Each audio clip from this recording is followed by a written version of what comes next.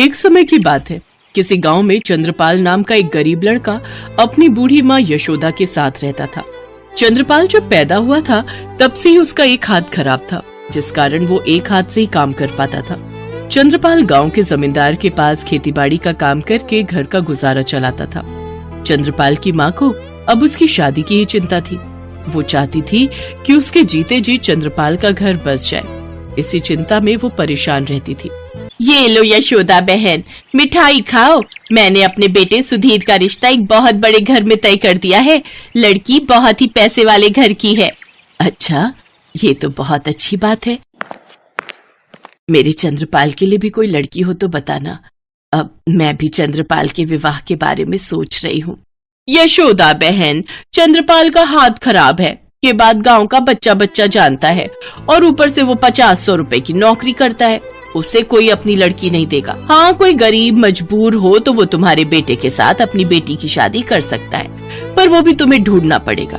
अब एक हाथ से अपाहिज लड़के को भला कौन लड़की देगा। अच्छा, मैं चलती हूँ। पड़ोसन की बातों को सुनकर यशोदा बहुत दुखी हो जाती है। तभी चंद्रपाल आ जाता है। चंद्रपाल का चेहरा थोड़ा परेशानी से भरा और उदास था। क्या हुआ बेटा, तेरी तबीयत ठीक नहीं है क्या? आज तू जल्दी आ गया। माँ, जमींदार साहब ने मुझे काम देने से मना कर दिया है। वो कह रहे थे कि मैं एक हाथ से ही काम कर पाता हूँ, इसलिए उन्होंने मेरी जगह किसी और को काम पर रख लिया और मेरा हिसाब कर दिया। जी छोटा मत कर बेटा, कोई ना कोई काम तुझे जरूर मिल जाएगा।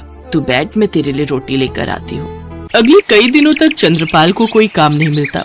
अब इस गांव में उसके लिए कोई काम नहीं था, इसलिए उसने बड़े नगर में जाकर काम ढूंढने के बारे में सोचा। माँ, तुम अपना ख्याल रखना। जैसे ही मुझे कोई काम मिलेगा मैं तुरंत तुम्हें अपने पास बुला लूंगा। अपना ख्याल रखना बेटा, मेरा आशीर्वाद तुम्हारे साथ है। तुम अपने हर काम में सफल हो। अपनी माँ से विदा लेकर चंद्रपाल बड़े नगर में काम ढूंढने के लिए निकल पड़ता है। चंद्रपाल को किसी भी नगर में कोई काम नहीं मिलता। वो जिस भी नगर में जाता उसके अपाहिज हाथ को देखकर सब काम के लिए मना कर देते। चंद्रपाल अभी नगर में घूम ही रहा था कि तभी एक बूढ़ा आदमी उससे मदद मांगता है। बेटा, बहुत भूख लगी है, कुछ खाने को दे दो। बाबा, मेरे पास ये कुछ रोटियां हैं, आप ये खा लो। बेटा, तुमने मुझे अपनी रोटियां दे दी, अब तुम क्या खाओगे?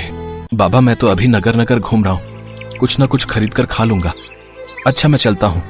अच्छा, तो तुम इस नगर के नहीं हो, तुम परदेसी हो। वैसे तुम नगर नगर क्यों भटक रहे हो? बाबा, मैं काम की तलाश में निकला हूँ। चंद्रपाल उस बूढ़े व्यक्ति को अपने बारे में बताता है। बेटा, अगर तुम अपनी परेशानी को दूर करना चाहते हो तो तुम यहाँ से सीधा सुंदर नगर जाओ। वहाँ जाकर तुम्हारी सारी परेशानियों का हल तुम्हें मिल जाएगा।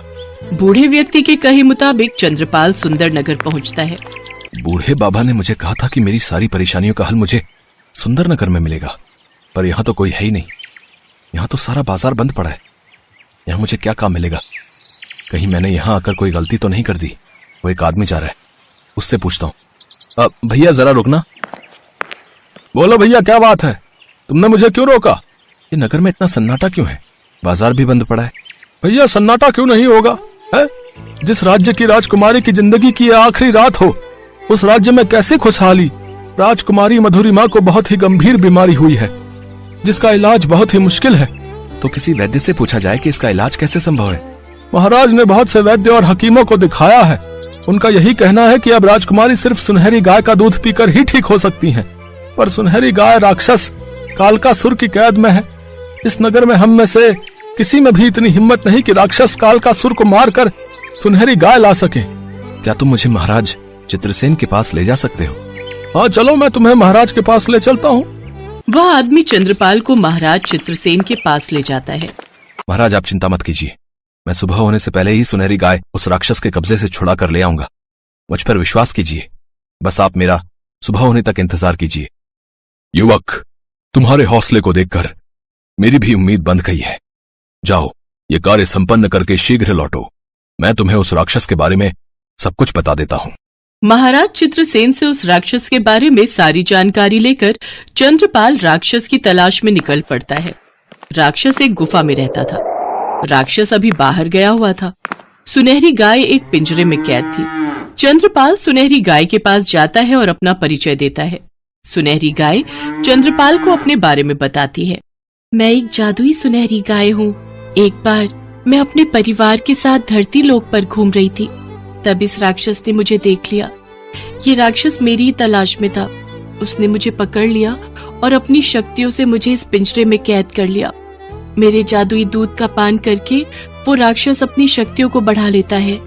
मुझे अब उस राक्षस की कैद में नहीं रहना। मैं अपने लोक वापस जाना चाहती हूँ।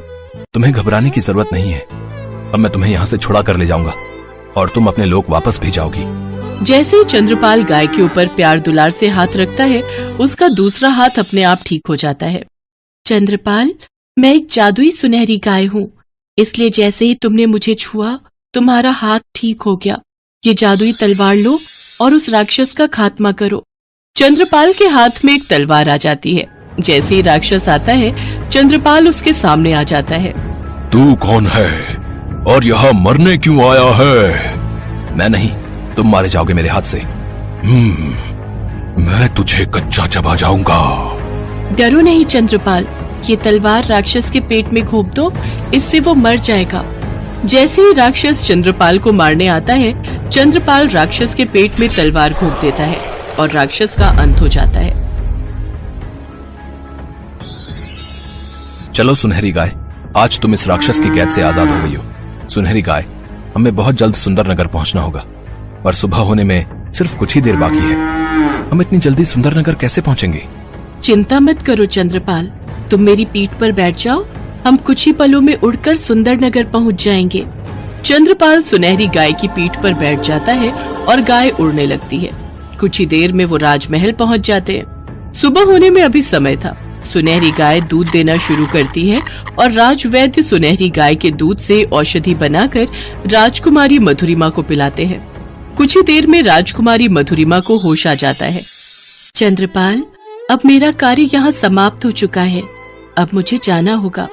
तुम्हारा बहुत बहुत शुक्रिया सुनहरी गाय, तुम मुझे हमेशा याद आओगी। इसके पश्चात सुनहरी गाय अदृश्य हो जाती है। चंद्रपाल, आज तुम्हारे कारण ही मेरी पुत्री को दोबारा जीवन मिला है, इसलिए मैं अपनी पुत्री मधुरिमा का हाथ तुम्हारे हाथ में देता हूँ। राजा चित्रसेन की बात सुनकर कुछ पलों के लिए तो चंद्रपाल हैरान रह जाता है। फिर सबके कहने पर वो राजकुमारी मधुरिमा से विवाह कर लेता है। उसके पश्चात महाराज चित्रसेन और महारानी सुमति ढेर सारी धन दौलत और उपहार देकर अपनी पुत्री मधुरिमा को चंद्रपाल के साथ खुशी खुशी विदा करते हैं। अपने पुत्र और बहू को देखकर यशोदा की खुशी का ठिकाना नहीं था। पूरा गांव चंद्रपाल के ठाठ देखकर हैरान था। जो पड़ोसन यशोदा को ताने सुनाकर गई थी, आज वो भी शर्म से लज्जित थी। जमींदार और गांव वाले भी चंद्रपाल को खूब मान सम्मान देते हैं।